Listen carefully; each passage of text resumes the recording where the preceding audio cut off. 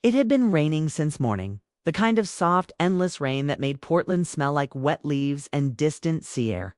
Emma stood by the window, watching the gray sky darken, thinking about how quiet the house had become lately. Daniel, her husband, had been buried in work for weeks, coming home late, exhausted, and barely speaking over dinner. Their life wasn't unhappy, but it had become predictable to good people quietly drifting apart under the weight of routine. That evening, as she set the table for dinner, she heard the front door open and Daniel's voice echoed through the hallway, warmer than usual. "Honey, guess who I ran into today?" he called out. Emma smiled faintly, wiping her hands on a towel. "Who?" she asked, stepping into the hallway. And then she saw him tall, broad-shouldered, with a calm, thoughtful face and tired eyes that hinted at stories untold. Daniel grinned proudly. "Emma, this is Ethan Miller, my best friend from college. Remember the name?" Of course she did. Daniel had told her countless stories about Ethan, the roommate who helped him through hard years. The man who once saved him from a near accident on a hiking trip. The friend who disappeared overseas for work and rarely wrote back. Emma had never met him before, but seeing him now felt strange. Like a piece of Daniel's past had suddenly stepped into their living room. "Nice to finally meet you, Emma," Ethan said, offering his hand with an easy smile. His voice was low, steady, kind. She shook it, noticing the roughness of his skin, not from neglect, but from living, working, doing. He had that quiet confidence of someone who didn't need to impress anyone. Dinner was lively at first. Daniel did most of the talking, telling old college stories, laughing louder than he had in weeks. Ethan listened more than he spoke, but when he did, Emma noticed the way his words carried weight. Calm, simple, real. He wasn't trying to be charming, yet there was something disarming about his presence at one point. As Daniel went on about their adventures, Ethan glanced toward Emma. Their eyes met briefly. It wasn't flirtation. It was something quieter, a kind of recognition, as if both saw something familiar in the other, something unspoken. She quickly looked away, embarrassed by how her heart had skipped. After dinner, Daniel got a work call, urgent as always. He groaned, apologized, and said, "I'll just be a few minutes." He disappeared into his office upstairs. Leaving Emma and Ethan alone at the table, the house was quiet except for the hum of rain against the windows. Emma began clearing the plates, but Ethan stood and helped her without being asked. It felt natural, easy. "You don't have to," she said. "You're a guest." He smiled lightly. "I've never been good at sitting still while someone else does the work." They washed dishes side by side. There was something peaceful about it. No small talk, just two people moving in quiet rhythm. When the last plate was set aside, Ethan leaned against the counter and looked around the kitchen. "You have a beautiful home," he said softly. "Thank you," she replied. Daniel worked hard for it. Ethan nodded. "He's lucky," he said after a pause. "Not just for the house, for everything." Emma looked at him curiously. "What do you mean?" He gave a faint smile. Back in college, Daniel used to talk about what kind of woman he wanted to marry someday. He said he wanted someone who could make a place feel like home just by being there. I think he got exactly that. She didn't know what to say. Compliments like that, honest and unpolished, had become rare in her life. Daniel loved her, yes, but his love had turned practical, more about responsibility than warmth. Hearing those words from someone who barely knew her felt unexpectedly emotional. Before she could respond, Daniel came down the stairs, still on the phone. He gestured apologetically and mouthed, "Just one more minute." Emma nodded. Ethan glanced toward the window. "It's really coming down out there," he said. "I should probably get going before it gets worse." "Daniel can drive you," Emma offered. He shook his head. "It's fine. I'm staying at a place nearby." But Daniel, hearing his name, ended the call and hurried over. "You sure, man?" "I can drop you." Ethan smiled. "I'll manage." He picked up his jacket, thanked Emma for dinner, and said goodnight. But before stepping out, he paused for just a heartbeat. "It was really nice meeting you, Emma." She smiled softly. "You too, Ethan." When the door closed, Emma found herself still standing there, listening to the sound of rain swallowing his footsteps. Daniel came up behind her and wrapped his arms around her waist. "Feels good to have him back," he said. "He's been through a lot." "What kind of things?" she asked. Daniel hesitated. "Divorce. Moved overseas for work. Lost his father last year. He doesn't talk much about it." That explained the sadness she'd seen in his eyes. Later that night, when Daniel was asleep, Emma couldn't stop thinking about Ethan. It wasn't attraction, at least not in the usual sense. It was curiosity. He had a calmness that seemed to hide a quiet grief. And there was something in his voice. That tone of someone who'd once believed in love and maybe lost it along the way. The next day, Daniel mentioned Ethan might stop by again during the week to help with some repairs in the garage.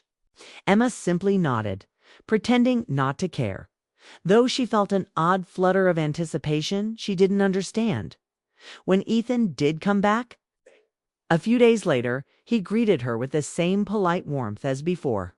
But this time, they spoke more about books, about music, about the little things that make ordinary days feel less heavy. He had a way of listening that made her feel seen, really seen. And she realized how long it had been since someone looked at her like that, not as Daniel's wife, not as a homemaker, but as a person with her own thoughts and quiet longings. After he left that afternoon, she sat by the window and tried to shake the feeling that something in her life had subtly shifted. She didn't want it to, but it had. Over the next week, Ethan and Daniel spent more time together fixing things, reminiscing. Sometimes sharing beers in the backyard while Emma watched from the kitchen window. She didn't join them, but she could always hear Ethan's laugh, low and genuine, blending with Daniel's louder, carefree one. It made her heart ache for reasons she couldn't explain. One evening, as she was reading in the living room, Ethan knocked on the open door and asked, "Mind if I grab Daniel's drill?" He said, "It's in here somewhere." She pointed to the cabinet and he stepped in, thanking her. For a brief moment, he stood there looking around. "You've made this place feel peaceful," he said. "That's rare." Emma smiled awkwardly. "It's just a house. Peaceful because Daniel's not home yet." Ethan laughed quietly. "Maybe, or maybe it's you." There was a pause, not heavy, just still. He picked up the drill, nodded politely, and left. But that one sentence stayed with her for days. That night, as the rain returned, Emma sat alone at the kitchen table and thought about how life sometimes surprises you, not with storms or tragedy, but with small, unexpected moments that shake you awake. Meeting Ethan felt like that. It didn't feel wrong, but it didn't feel safe either. It was simply human, the sudden awareness of connection, fragile and real, that neither she nor Ethan had planned for. She didn't know what would come next. Maybe nothing. Maybe everything. But deep down, Emma sensed that the rain that night wasn't just washing the city clean. It was quietly beginning a story she hadn't meant to live. And upstairs, as Daniel snored softly in his sleep, Emma stared at the ceiling, realizing that sometimes change doesn't come with thunder. Sometimes it just walks through your front door with an old friend and a quiet smile, and leaves you wondering why your heart suddenly feels wide awake again. The weeks after that rainy night passed quickly, but something in Emma's world began to shift. It wasn't obvious at first. Life moved in its usual rhythm. Daniel leaving early, coming home late, always tired, always half elsewhere. Yet amid the quiet hum of everyday chores, there was a new presence in their lives. Ethan. He came by often now, helping Daniel fix things around the house. He was the kind of man who didn't rush, who paid attention to small details. He remembered the kind of tea Emma liked, the book she'd mentioned once in passing, the song she hummed when she thought no one was listening. None of it felt wrong, but it felt different, like color returning to a faded photograph. Ethan never said much, but his silence carried warmth. Daniel trusted him completely. Sometimes the two men would work outside while Emma baked or cleaned inside. But more often, Daniel got called away by work, leaving Ethan to finish the job alone. Those were the moments that felt most complicated, not because of what was said, but because of what was not said. One chilly Saturday evening, Daniel had to leave unexpectedly for a company dinner. Ethan stayed behind, finishing the last coat of paint in the hallway. Emma offered him dinner before he left. "You can't live on takeout forever," she said with a smile. He hesitated, then accepted. They ate together in the kitchen, soup and bread, simple but warm. Outside, the wind picked up, rattling the windows. Inside, it felt like time had slowed down just enough to make space for truth. Ethan was quieter than usual that night. He kept glancing at the window, as if gathering courage for something. Finally, Emma asked gently, "Are you all right?" He gave a small, tired smile. "You ever wish life had given you a second chance? A do-over, maybe?" Emma looked at him curiously. "I think everyone does." "Why?" He took a slow breath. "Because I've been thinking a lot about what we miss when we wait too long to say things that matter." She didn't answer right away. There was something fragile about his tone, something honest. "What do you wish you'd said, Ethan?" For a moment, he just stared at his hands. Then he looked up. "I wish I'd met you before Daniel did." The words hit her like a wave, gentle but powerful. The air between them grew heavy, and for a moment neither moved. Emma's heart pounded in her chest. She wanted to speak, to say something to make the silence less dangerous. But nothing came. Ethan stood, pushing his chair back slowly. "I shouldn't have said that." "I'm sorry." "Ethan," she began, but he shook his head. "No, I needed to tell you once. Not because I expect anything, but because it's been sitting inside me. And it's not fair to pretend anymore." His voice was calm, not desperate. He wasn't trying to take something from her. He was simply releasing something from himself. Emma stood too. "Ethan, you're a good man," she said softly. "And good men feel deeply. But what you said, it can't change anything." He nodded slowly. "I know. I don't want to change anything. I just wanted to be honest." They stood in silence for a moment. Outside, the rain had begun to fall again, softly against the window. The sound filled the room, giving them cover from their own thoughts. Finally, Emma spoke again. "Sometimes," she said quietly, "we meet people at the wrong time. And sometimes the right thing to do is to keep that moment safe, not act on it." Ethan looked at her, his eyes warm but sad. "You're right," he whispered, "and that's exactly what I'll do." He picked up his jacket, thanked her for dinner, and left. The door closed gently, but the echo of his words stayed in the air long after. Emma stood there for a long time, staring at the spot where he'd stood. She felt a swirl of emotions she couldn't name: sadness, guilt, tenderness. She wasn't angry with him. In truth, she understood him far too well. There were times she'd looked at her life and wondered how she'd ended up here. Loved. Yes, but lonely in a way she couldn't explain. That night, as she lay in bed beside Daniel, she felt a strange ache in her chest. It wasn't desire, it was connection, quiet and unexpected. With someone who seemed to see her more clearly than the man sleeping next to her. She turned toward the window, watching the raindrops trace lines down the glass, and thought about what Ethan had said. "I wish I'd met you before Daniel did." Over the next few days, things between them changed subtly. Ethan still came around, but there was a carefulness now, a deliberate space between words, a distance in his eyes. He smiled, but it never reached his face the way it used to. Emma tried to act normal, but the air between them had changed. It wasn't awkward. It was full of meaning that couldn't be spoken aloud. One afternoon, Daniel had to leave town for 3 days on business. Before he left, he asked Ethan to check in on Emma and help with a few repairs. Ethan hesitated but agreed. When he arrived the next day, Emma opened the door, and for a second they both froze. They hadn't been alone since that evening. She forced a polite smile. "Daniel left a list for you," she said. He nodded, grateful for the small distance her words created. They spent the day mostly in silence. Ethan fixed a window frame while Emma watered her plants. Every so often, their eyes met quick glances that carried more than they should. By evening, Ethan was done. He wiped his hands, said thank you, and turned to leave. But before he reached the door, he stopped.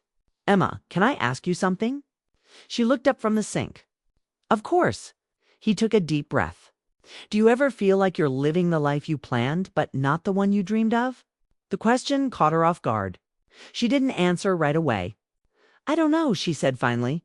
Maybe. I think I built a life that makes sense. But sometimes, yes. I wonder what else could have been. Ethan nodded slowly. Me too. There was a long pause, not uncomfortable, just real. Then Emma said quietly, maybe that's what growing up is. Learning to live with the things we'll never know. He smiled faintly. Maybe, but I think we still get to wish once in a while. Something about the way he said it made her heart ache again. Not with guilt, but with tenderness. She understood him. She understood what it meant to want something you could never have. Not because it was forbidden, but because it arrived too late. As he left, she walked him to the door. He turned once, meeting her gaze.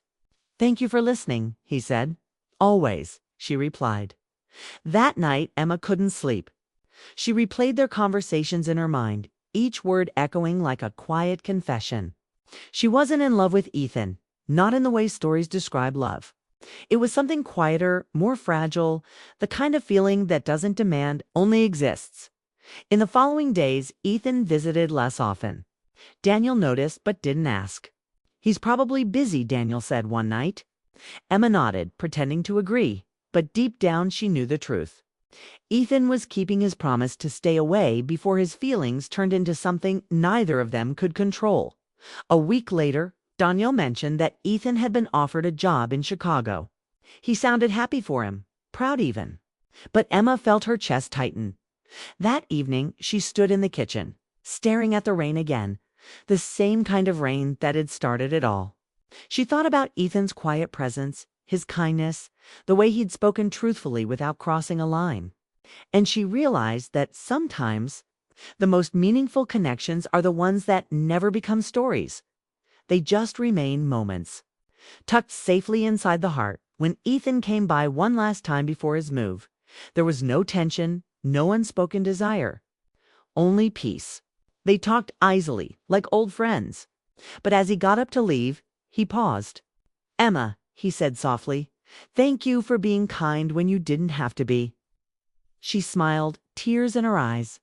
You didn't do anything wrong, Ethan. You just felt something honest. He nodded. Still, I'm glad I told you. Even if it changes nothing. And then he was gone.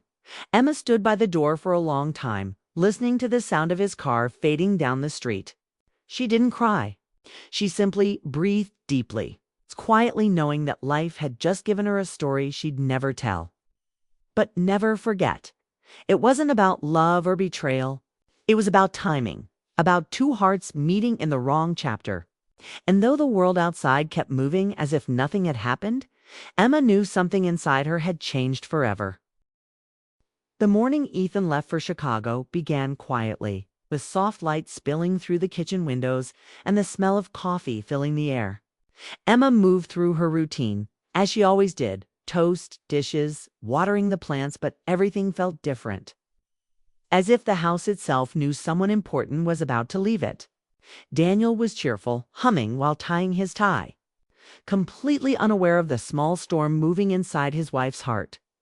Ethan had stopped by the night, before to say his final goodbye, but Daniel was already asleep. Emma hadn't expected him. When she heard the soft knock on the door, her first instinct was to ignore it. But something in her heart told her she couldn't. She opened the door, and there he was, standing in the glow of the porch light, a folded envelope in his hand. Rain caught in his hair. He looked different somehow, calm, as if he'd made peace with something. I didn't want to leave without saying goodbye, he said. She nodded, her voice gentle. You're really leaving? He smiled faintly. Tomorrow morning? I got the job. It's a good opportunity. It's wonderful, she said, though her throat tightened. You'll do great, Ethan, he handed her the envelope. This is for you. Don't open it now. Promise. I promise, she whispered. He hesitated, as if wanting to say more, then looked down, searching for the right words. Emma, I need to ask you something, one last thing. Her heart fluttered. What is it? He met her eyes. Can you remember me kindly? For a moment, she couldn't breathe. Such a simple wish, Yet it held the weight of everything left unsaid between them. She nodded slowly. Yes, Ethan, I will. He smiled that soft, broken smile she had learned to recognize and stepped back. And that's enough. The rain had started again, light and steady. He turned, walked down the path, and disappeared into the night. Emma stood there until the sound of his car faded, holding the envelope tightly in her hand. She didn't open it. Not that night. Not even the next morning when Daniel left for work. She sat by the window, staring at the letter on the table.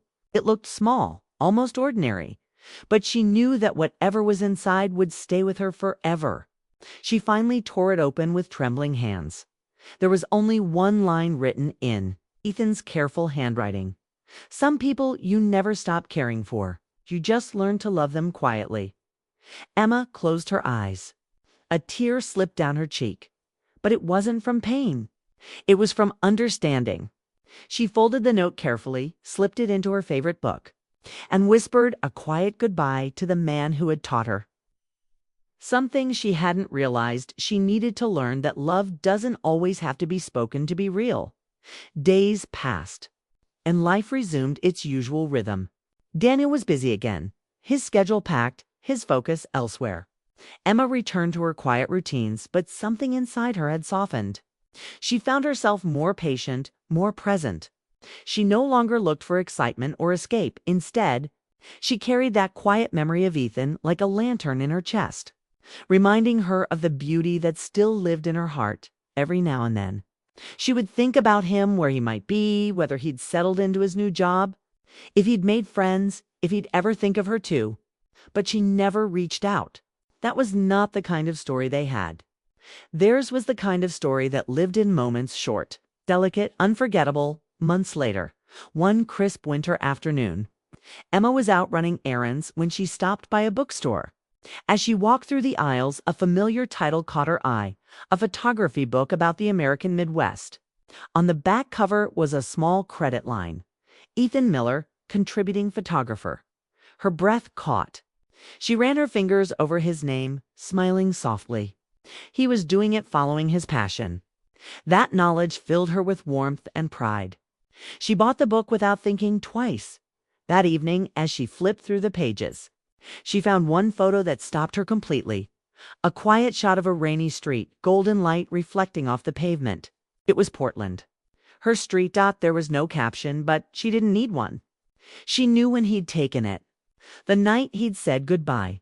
Something in her heart swelled, not with sadness, but with gratitude. They had never crossed the line, never betrayed anyone. Yet their connection had changed both of them in quiet ways. He had found his courage to move forward. She had rediscovered a part of herself that had gone silent that night. When Daniel came home, she greeted him with an ease she hadn't felt in years. They talked, really talked about small things, dreams and memories they hadn't shared in so long. Daniel seemed surprised at first, but quickly warmed up. For the first time in a long while, laughter returned to their dinner table. Emma realized then that love takes many forms. Sometimes it's in a marriage that survives through quiet effort. Sometimes it's in a connection that never becomes a story. Ethan had given her a reminder that even love unspoken can be meaningful. Even endings can be beautiful. Time moved on. Spring came, and with it, new beginnings. Emma started volunteering at a local art center, helping with photography exhibits. It was her way of staying close to something that reminded her of Ethan without breaking the silence between them. One afternoon, while setting up an exhibition, she received an envelope addressed to her. No return name, just a Chicago postmark. Inside was a postcard of a lighthouse at sunset. On the back, a single line in familiar handwriting. Still learning to love quietly. She smiled, tears in her eyes. She didn't write back. She didn't need to. That message wasn't an invitation. It was a promise kept. Years later, when Emma looked back on that time, she never saw it as a story of heartbreak or regret. It was something else, a chapter that taught her that real love isn't always about possession or confession. Sometimes it's about recognizing beauty when it appears, fate, and having the grace to let it go untouched. Daniel never knew the full story, and he didn't need to. Their marriage grew steadier, gentler. Emma learned to see him again not as the man who got too busy, but as the man who once made her laugh until she cried, who had loved her in his own imperfect way, sometimes on quiet evenings. She would sit by the window with a cup of tea and open that same photography book. The picture of her rainy street always made her smile. She would whisper softly, "You remembered kindly, Ethan." And somewhere in Chicago, perhaps Ethan would look at a similar rain-soaked window and feel the faint echo of the same thought. In the end, Emma understood that life doesn't always give us the stories we expect. Some people enter our lives not to stay, but to remind us how deeply we can feel. They awaken the part of us that had gone quiet and then gently step away, leaving us better than they found us. Ethan's wish had been simple: to be remembered kindly. Emma had said yes, and in that promise she had found something rare: peace. The world outside kept turning, days blending into years, seasons rising and falling, but deep inside her, that one memory stayed untouched, like a soft light that never burned out. Love, she realized, doesn't always need to be declared or returned. Sometimes it simply needs to be honored. And so, whenever the rain fell, gentle, steady, familiar, Emma would pause, close her eyes, and smile. Because even though Ethan was far away, she knew that somewhere under that same sky, there was a man remembering her too, kindly, quietly, just as he'd wished.